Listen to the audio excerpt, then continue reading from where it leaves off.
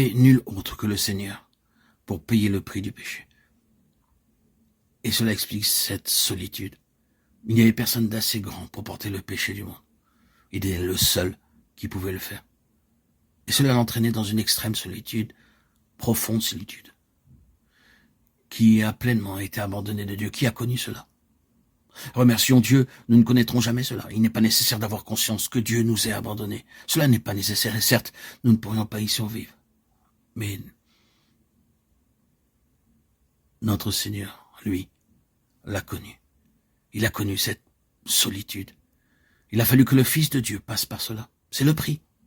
Et il le paye en qualité de pionnier, le pionnier de notre salut, le pionnier de notre héritage, le pionnier pour nous faire entrer en possession de tout ce qui est déterminé par Dieu lorsqu'il nous appelle à cette union avec Christ. Le pionnier devait payer le prix de cette complète et finale solitude. Est-ce qu'il n'y a pas quelque chose de tout cela dans le soupir, le cri d'Ésaïe, chapitre 53? Oui, il est le seul qui ait dû être blessé pour notre transgression, frappé de Dieu et humilié. Son âme, créée par Dieu, a été une offrande pour le péché. Mon Dieu, pourquoi m'as-tu abandonné? Matthieu 27, 46. Et il verra une postérité, prolongera ses jours, et hors de cette solitude surgira une puissante multitude, les enfants dont tu fus privé. Ésaïe 49, 20. Et c'est le mot final pour l'instant, c'est l'identification avec lui, par la foi et le témoignage. Non, nous ne pouvons pas littéralement et réellement entrer dans cela. Remercions Dieu, ce n'est pas nécessaire. Je veux dire que nous ne sommes pas appelés à passer par tout ce qu'il a dû traverser, mais nous sommes appelés à prendre une position de foi, à attester tout cela d'une manière très pratique. Pas seulement en le saisissant comme si c'était nôtre, mais à reconnaître que c'est seulement à nous, à cause de lui, seulement à nous, en lui. Cela implique une identification de vie avec lui. Cette identification par la foi et par le témoignage est vue comme un commandement de Dieu et comme ce qui devrait être réalisé. Hors du lit du Jourdain, hors du lieu où tout avait été réalisé par le grand pionnier du rachat, des pierres devaient être prises. Et remarquons-le par 12 hommes. Prenez 12 hommes parmi le peuple, un homme de chaque tribu. Josué chapitre 4 verset 2. En effet, un homme de chaque tribu est ici représenté. C'est une affaire personnelle pour chacun d'eux. Chaque homme, une pierre. Cela doit être une transaction personnelle, un témoignage personnel, une appropriation personnelle de tout cela.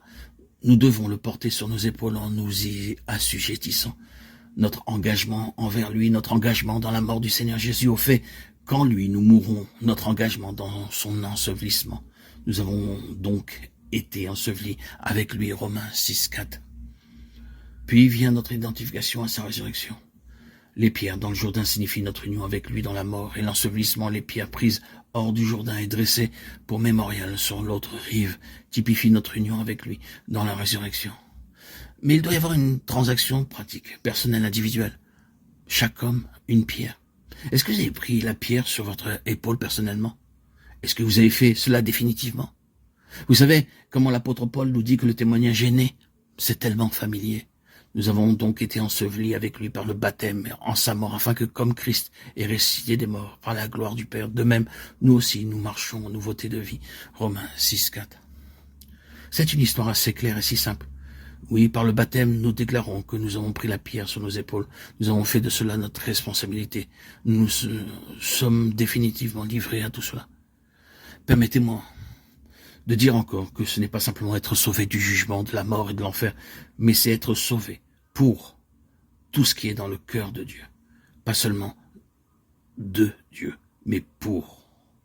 Ce n'est plus ce que nous allons obtenir ni comment cela va nous affecter. Cela, c'est la vieille tyrannie. Il ne s'agit plus d'intérêt personnel. C'est ce que le Seigneur veut. C'est ce qui le satisfera et qui le glorifiera.